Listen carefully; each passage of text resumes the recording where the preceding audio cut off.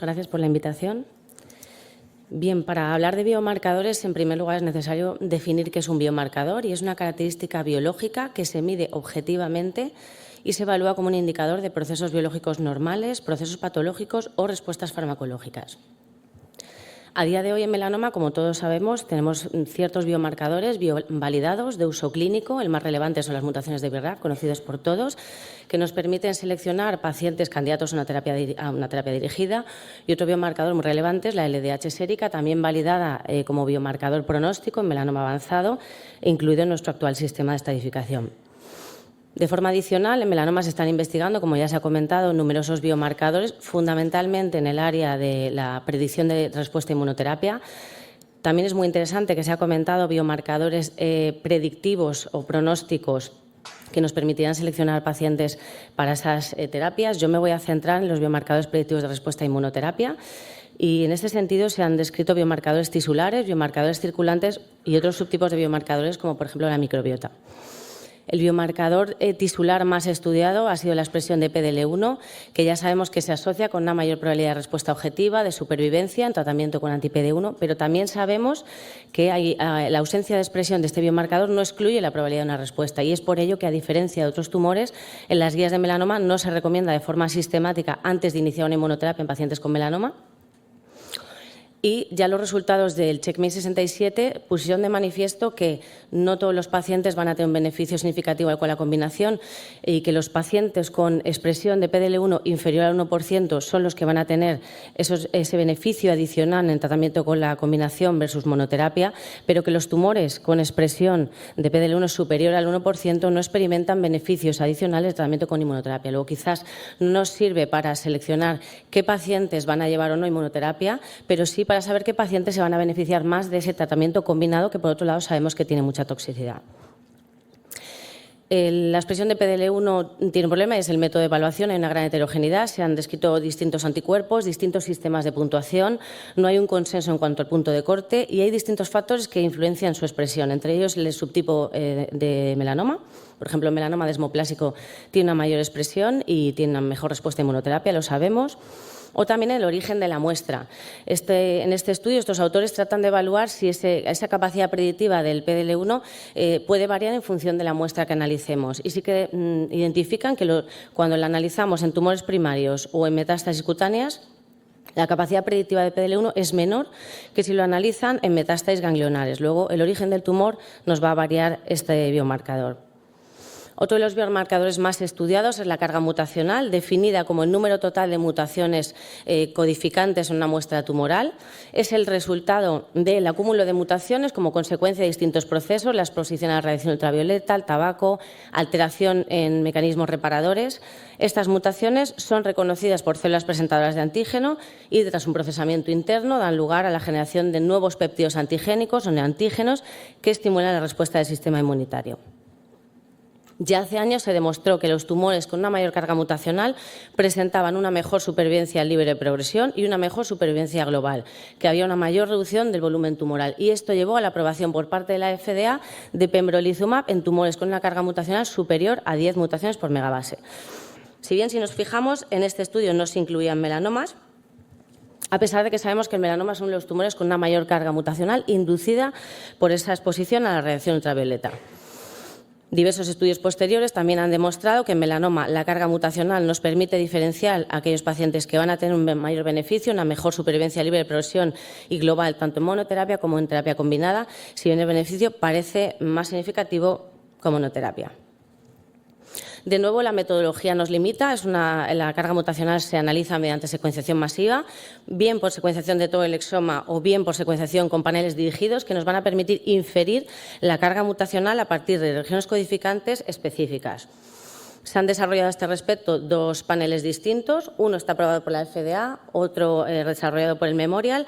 Si bien emplean plataformas distintas, analizan un número distinto de genes y esto dificulta la estandarización. Por otro lado, aunque el punto de corte más habitual son 10 mutaciones por megabase, este punto de corte no ha sido validado por el momento. En íntima relación con la carga mutacional está la inestabilidad de microsatélites. Sabemos que los microsatélites son regiones de ADN de pequeño tamaño que se repiten de forma consecutiva a lo largo de todo el genoma y que la adición o pérdida de nucleótidos en estas regiones da lugar a alelos de distintas longitudes, que es un rasgo distintivo de la inestabilidad de microsatélites. Esto, a su vez, genera proteínas alteradas y neoantígenos. En condiciones normales, los sistemas reparadores van a reparar esos errores, pero si tenemos una alteración de estos sistemas reparadores, se da lugar a estos neoantígenos. Metaanálisis recientes ya demuestran que la inestabilidad de microsatélites nos permite también conocer qué pacientes tienen una mayor supervivencia en tratamiento con inmunoterapia, y de nuevo esto ha llevado a la aprobación por parte de la FDA de tratamientos anti-PD1 en tumores con inestabilidad de microsatélites independientemente del origen tumoral.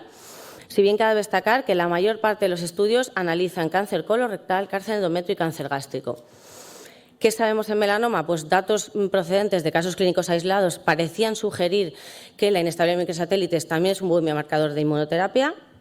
Si bien estudios posteriores nos han demostrado con series más largas que no hay diferencias significativas en cuanto a la supervivencia dependiendo de esta expresión de estas proteínas reparadoras. Y esto mismo hemos podido demostrar nosotros en una serie de melanomas tratados con inmunoterapia, donde no hemos visto diferencias significativas en la supervivencia en función de estas proteínas. Por tanto, la inestabilidad de microsatélites tiene un papel mucho más limitado en el melanoma. El biomarcador que sí que tiene un papel muy interesante es la firma de interferón gamma. Ya hace años se demostró por parte de estos autores que analizaron una cohorte de melanomas tratados con anti-PD1 mediante expresión por nanostring, una firma de 18 genes relacionados con esa firma de interferón gamma, que les permitían identificar esos tumores calientes, tumores inmunoactivos, tumores inflamados, con una mayor probabilidad de respuesta objetiva. Estudios posteriores ponen de manifiesto que no solo los pacientes que van a recibir tratamiento con inmunoterapia adyuvante con esa firma de interferón gamma tienen mejor supervivencia, sino también los que están sometidos únicamente a observación. ¿Y qué sabemos en neoadyuvancia? Pues análisis de supervivencia de los ensayos OPACIN y OPACIN-NEO ponen de manifiesto que los pacientes o los tumores con firma de interferón gamma elevada y carga mutacional elevada tienen una probabilidad de respuesta patológica completa del 100%, que es el principal predictor de supervivencia en estos pacientes. Luego, quizás la combinación de estos dos biomarcadores nos permite seleccionar a los pacientes candidatos a neoadyuvancia. Sin embargo, tenemos que tener en cuenta que no todos los pacientes que tienen esa firma de interferón gamma van a tener una respuesta mantenida. Sabemos que el interferón gamma, por un lado, estimula la respuesta del sistema inmunitario, estimula los linfocitos T, las células NK, las células presentadoras de antígeno, pero también favorece la evasión del sistema inmunitario mediante la inducción en la expresión de genes inmunosupresores, que podría explicar ese fenotipo resistente y abriría la puerta a tratamientos en combinación. Nos dejamos a un lado los biomarcadores tisulares y pasamos a biomarcadores circulantes, y quería comentar rápidamente los recuentos celulares, ya que es algo que podría estar accesible en todos los centros. Se ha demostrado que niveles elevados de neutrófilos y de plaquetas se asocian a un estado inflamatorio inmunitario, se asocian a progresión tumoral, y altos niveles basales de índice neutrófilo linfocito, índice plaqueta linfocito, se asocian a peor pronóstico. Esto en tanto cohortes amplias de melanoma como en cohortes recibiendo inmunoterapia. Nosotros en nuestra cohorte también lo hemos analizado y hemos visto que efectivamente estos índices nos permiten seleccionar a los pacientes que tienen peor supervivencia, y que esta supervivencia se hace más significativa cuando combinamos ambos índices. Pero si hablamos de biomarcadores circulantes, hay que hablar de la biopsia líquida, sobre todo el ADN tumoral circulante en sangre periférica. Sabemos que es un ADN fragmentado que se encuentra en la fracción no celular de la sangre y que está en niveles incrementados en pacientes con cáncer, mediante fenómenos de apoptosis, de necrosis. Este ADN fragmentado refleja las alteraciones moleculares del tumor primario y nos va a permitir monitorizar la respuesta.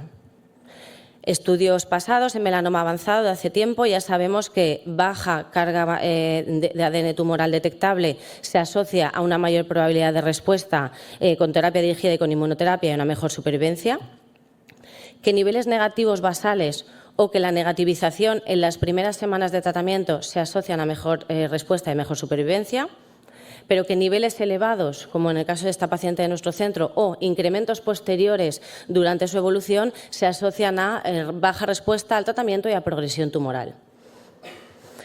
¿Qué sabemos en estadio 3? Bien, pues los pacientes con enfermedad ganglionar sometidos a cirugía ganglionar que tienen ADN tumoral detectable postquirúrgico también tienen peor supervivencia, tanto en cohortes previas sin adyuvancia como en esta cohorte que nosotros tuvimos con cirugía ganglionar seguido de inmunoterapia adyuvante.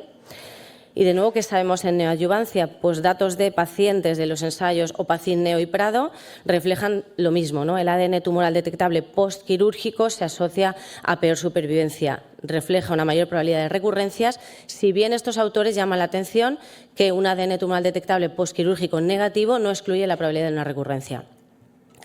Nosotros hemos estudiado en la FES 6 pacientes, o tenemos datos de 6 pacientes con biopsia líquida en neoadyuvancia, de los cuales 2 tenían ADN tumoral detectable pretratamiento, antes de iniciar la inmunoterapia. A nivel postquirúrgico, ninguno tenía la muestra positiva.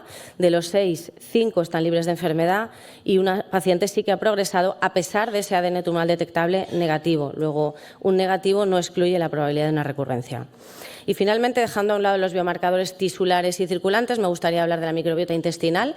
Hace años ya se demostró que los pacientes respondedores y no respondedores tienen cambios significativos en esa microbiota, tienen una diferente microbiota, hay una mayor diversidad en los géneros en los pacientes respondedores, con una mayor abundancia de ciertos géneros como Ruminococcacea, Faecalibacterium, Clostridiales.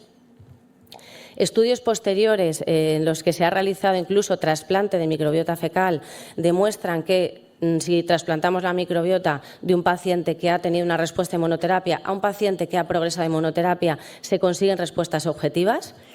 Y sabemos que el principal modulador de esa microbiota intestinal es la dieta, y que una dieta rica en fibra y baja en probióticos, tanto en cohortes de pacientes con melanoma como en modelos murinos, se asocia a una mejor supervivencia. Y esto sí que es fácilmente implementable, creo, en la práctica clínica. Quizás la microbiota como biomarcador no es tan fácil y, en este sentido, los ácidos grasos de cadena corta, que son metabolitos producidos por la microbiota intestinal que activan la respuesta antitumoral, sí que nos pueden servir como biomarcadores porque se pueden medir en plasma y en heces. Termino aquí. Simplemente quería comentar lo que ya se ha comentado. Es importante saber qué pacientes van a tener una respuesta a inmunoterapia, qué pacientes van a necesitar esa inmunoterapia, pero también es muy importante saber o identificar qué pacientes van a desarrollar una toxicidad inmunorrelacionada. Y en este sentido, aunque el campo de la investigación ha avanzado muchísimo menos, ya que ya se sugieren diversos biomarcadores. Ayer ya se comentó por un compañero mío los polimorfismos de susceptibilidad genética, también la expresión de microRNAs, la microbiota intestinal y el perfil de citoquinas. Para concluir, la carga mutacional, interferón gamma, la microbiota intestinal y la biopsia líquida, el ADN tumoral detectable, son biomarcadores potenciales de respuesta a inmunoterapia.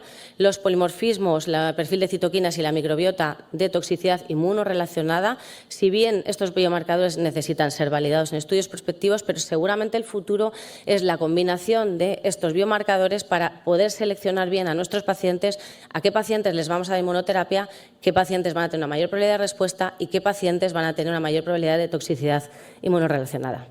Y esto es todo. Muchas gracias. Muchas gracias.